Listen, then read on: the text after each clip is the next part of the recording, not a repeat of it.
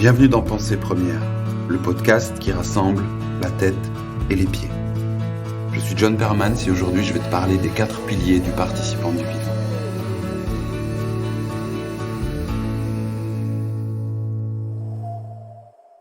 Dans les épisodes précédents, j'ai abordé avec toi la notion de système. Système vivant indigène et système hors sol. Nous avons identifié ensemble les 4 infirmités collectives liées à notre rattachement au système hors sol. Premièrement, le sentiment de supériorité de l'espèce humaine. L'homme au-dessus des végétaux, au-dessus des animaux. Il n'est d'ailleurs pas si lointain le temps où certains hommes se considéraient comme plus hauts que d'autres. Ensuite, notre réflexe d'instrumentalisation. De la pierre taillée à nos jours, tout autour de nous est devenu utilisable, exploitable, au service de Sa Majesté l'humain. Troisièmement, l'absence d'empathie envers les autres formes de vie. Selon L214, 786 333 000 poulets ont été abattus loin de nos yeux en 2020, 23 millions de cochons, 4 millions de vaches. Je ne vous parle pas des végétaux et des forêts qui ne cessent de reculer face aux machines humaines. Et enfin, l'irresponsabilité et l'absence de vision longue. Nous sommes devenus des êtres hyper réactifs aux récompenses de l'immédiateté. Une bonne décharge d'endorphines et notre monde va mieux. Je pense que tout comme moi, tu ne souhaites pas nourrir ces infirmités. Tu n'acceptes plus que ce soient là les 4 piliers de notre existence, c'est-à-dire les fondements qui précèdent notre propre volonté. Tout comme moi, tu refuses d'être un rouage de cette mécanique dégradante, et tu souhaites t'engager à parcourir en toi la distance qui te sépare de l'autre système, le système vivant indigène. Pour cela, nous avons 4 piliers à construire dans nos pensées, nos choix et nos actes. Ces piliers sont les bases d'un rapport viable avec le vivant en et autour de soi. Et puisque la nature humaine s'avère moins vertueuse que nous le pensions, c'est dans la nature vivante que nous puiserons notre inspiration. Voici les 4 piliers d'un participant du vivant. Premier pilier, la grande ouverture. Deuxième pilier, la grande vision. Troisième pilier, le grand mystère. Quatrième pilier, le grand organisme. Alors voyons ce qu'il y a dans la grande ouverture. Premier des 4 piliers. La grande ouverture, c'est l'authenticité. C'est accepter d'être vrai, abandonner la convenance, déplacer son espace de contact avec ce qui nous environne, passer d'un contact cutané à une relation organique. C'est baisser la garde spontanée d'un individu blessé par un système dégradant et dysfonctionnel. Créer de la disponibilité pour que le vivant entre dans ma relation à moi et au monde.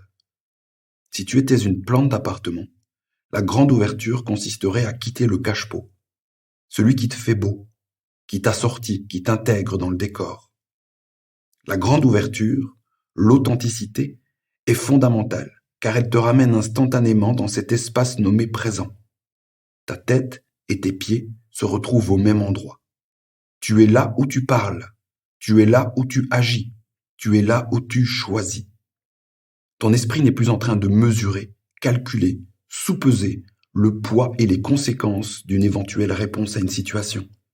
Il n'est plus projeté dans le temps de l'anticipation ou dans le temps de la projection.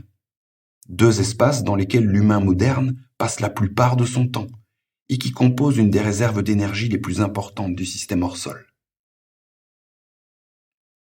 À présent, parlons du 2e pilier, la grande vision.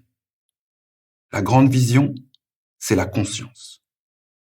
Si tu étais une plante d'appartement qui vient d'abandonner son convenable cache-pot, la grande vision serait ta soudaine conscience du pot et des racines recroquevillées sur elles-mêmes. La conscience de notre conception individualiste et anthropocentrée de l'humain et du monde qu'il habite.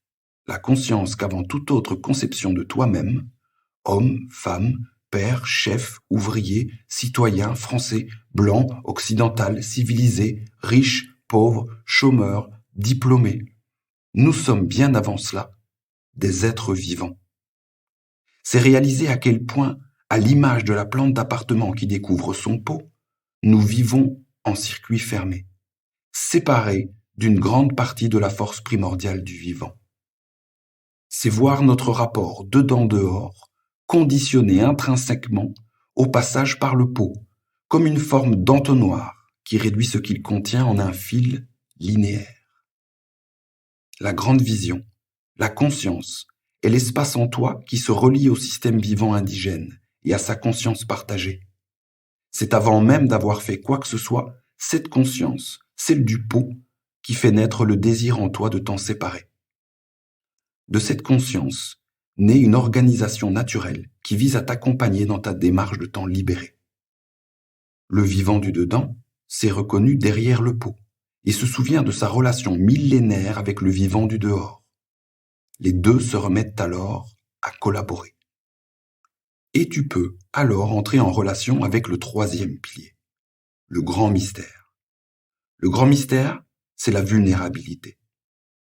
Si tu étais cette plante d'appartement qui a quitté le cache-pot et pris conscience de son pot, ce serait accepter la vulnérabilité de la plante nue. C'est notre vulnérabilité physique, émotionnelle et intellectuelle. J'accepte de ne pas tout savoir, de ne pas tout contrôler, de ne pas tout comprendre. J'accepte les interstices d'inconnu dans lesquels l'imprévu habite. J'abandonne volontairement une forme de confort physique, émotionnel et intellectuel qui me maintient dans un état de sous-vigilance et de manipulabilité. C'est la disparition des frontières, l'espace d'intercession entre le dedans et le dehors, la capacité à accueillir le monde en moi, la porte du sentir.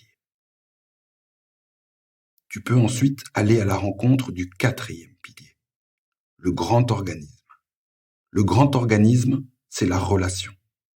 Pour notre héroïne du jour, la plante d'appartement, ce serait accepter d'être plongée dans des relations profondes de pleine terre. C'est le réapprentissage des liens d'interdépendance et d'autorégulation du vivant à travers nous et les autres formes de vie. C'est une voie d'équilibre entre le dedans et le dehors. C'est la réciprocité, la mise en commun des particularités, des fonctions et des responsabilités. C'est retisser des liens fondamentaux entre nous plus profonds que les idées. Penser relation et construire à partir de la conscience que nous sommes des participants d'un grand organisme. Ces 4 piliers sont interdépendants. Ainsi, il n'y a pas de conscience sans authenticité. Ce n'est qu'en retirant le cache-pot que la plante prend conscience du pot. Il n'y a pas non plus de vulnérabilité sans conscience. C'est la conscience du pot qui permet le souvenir de la forêt et fait naître le désir de sentir à nouveau. Et il n'y aura pas de relation sans vulnérabilité. Ce n'est que lorsque notre plante a quitté le pot et accepté d'être touchée que la relation de pleine terre est possible. Authenticité, conscience, vulnérabilité, relation.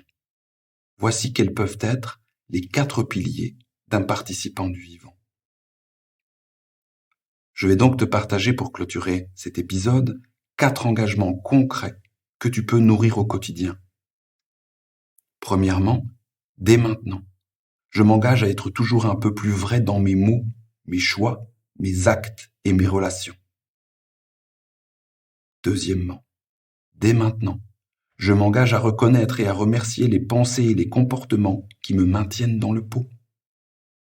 Troisièmement, dès maintenant, je m'engage à ne plus chercher à tout prix à tout comprendre ou tout contrôler, et j'accepte d'être touché. Et enfin, dès maintenant, je m'engage à penser, choisir et agir toujours un peu plus, en tant que partie du grand organisme. Je te remercie pour ton attention. Si ces quelques minutes passées ensemble ont fait sens pour toi, je t'invite à t'abonner au podcast Pensée Première. Dans le prochain épisode, je te parlerai de la roue des 7 directions indigènes.